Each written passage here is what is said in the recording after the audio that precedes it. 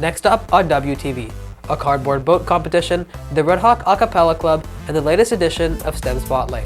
WTV's Daily Update starts now.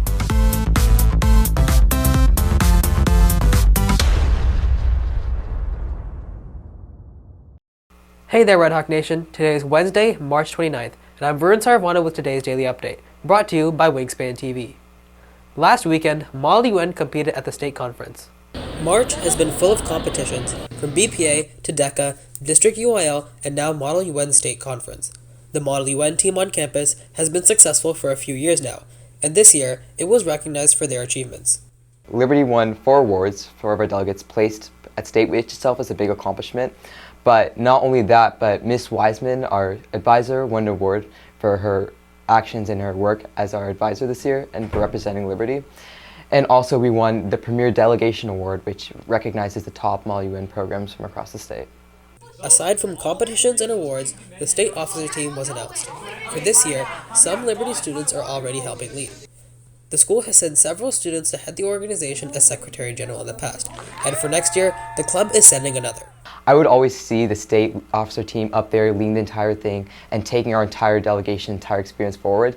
And to now be the face of Model United Nations and to be that person that's leading the entire program, because Secretary General is basically the equivalent of president, but to be the face of such a program that means so much to me feels really special. Almost everyone has received a cardboard box delivery from Amazon or someplace else. But have you ever thought of taking one of those boxes and making a boat? That's what students in outdoor education are doing. WTV's Alexis Holding has the story.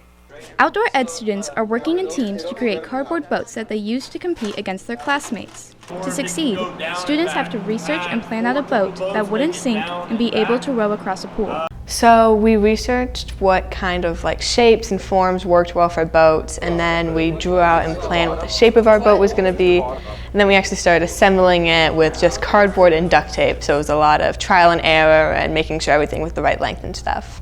Cardboard box racing is a unique chance for students to learn valuable lessons that incorporate life skills and physical education. Boater education also allows students a chance to grow their swimming ability and earn their boating license through the course. I like all the activities we do in boater education because it gets the kids to be creative in building boats, which is our first part, out of cardboard boxes. It's fun to watch them float or sink and kind of laugh and have a good time. And then we have some fun with jumping in the water in the deep end and treading water and learning safeties and why it's so important to wear life jackets. Reporting for WTV, I am Alexis Holding. For some students on campus that like to sing, choir is a good fit. But for other singers, there's a club on campus that provides a better match. WTV's Kylie Gore has the details. Less formal than the choir class, the Acapella Club provides students with a different setting in which to sing. The difference with normal choir, or choir in general, and Acapella Club is that Acapella Club takes some aspects like fun songs which are not really classical and have some seasonal feel to it, like the Christmas ones and the Valentine's songs. And we just have fun with it. For sophomore Christian Jensen, the Acapella Club is a chance to hang out with friends. I actually got into Acapella Club because a friend of mine was also in the club, and it honestly started because I just wanted to spend more time with my friends. But as I got into it, I started realizing that singing with this group is actually a lot of fun. Reporting for WTV, I am Kylie Gore. In this episode of STEM Spotlight, AP Physics 1 teacher Christine Rittenhouse covers the concepts of impulse and momentum. AP Physics 1 students have delved into the law of conservation of momentum and the interplay of impulses between objects within experimental situations. Impulse and conservation of momentum go right along with Newton's 3 laws, which we studied in the fall. When one object delivers a rightward impulse to another, that object delivers a leftward impulse that is equal in size and opposite in direction, obviously, to the other object. And so that is going to conserve this quantity called momentum. For the concept of impulse, experimentation is an especially effective tool for engagement that teachers have been taking advantage of.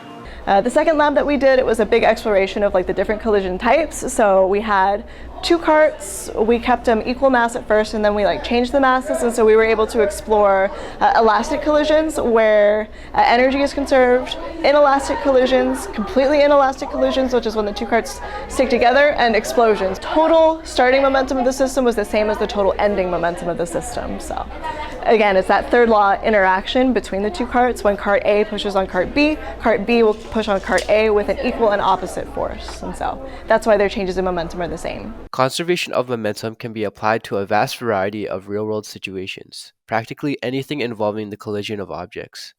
But anytime you have 2 objects interacting with each other, if the only force between them is essentially just the one object pushing on the other, then you could use conservation of momentum in order to determine like what the final outcome will be. Reporting for WTV, this is Renan Mansour. If you would like for more from Wingspan, you can follow us at Liberty Wingspan on Twitter, Instagram, Facebook, and TikTok, or visit our award-winning website, libertywingspan.com. And now for today's announcements. Mexican American Studies Club is having their meeting today during advisory to celebrate Women's History Month. There will be trivia games and snacks. All are welcome. Please go to Ms. Franco's room at C215. That's it for today's daily update. This is Varun Saravanan for Wingspan TV.